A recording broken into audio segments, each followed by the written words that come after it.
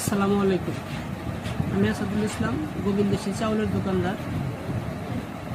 আমি একটা বারোতে নামাজে গেছি। ওই নামাজ পড়ে আসার পরে দেখি আমার শাটার, দোকানের শাটার খুব একটা জাগানো, খুবের শাটার জাগানো।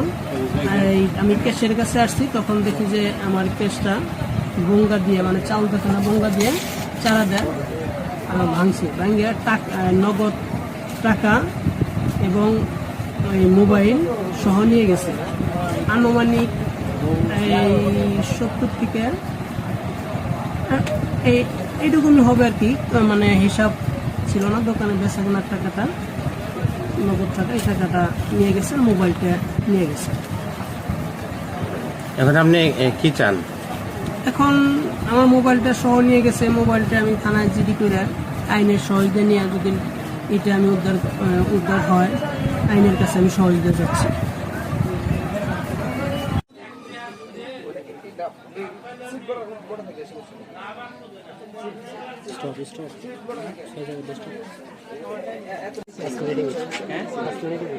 আসমানি টিভি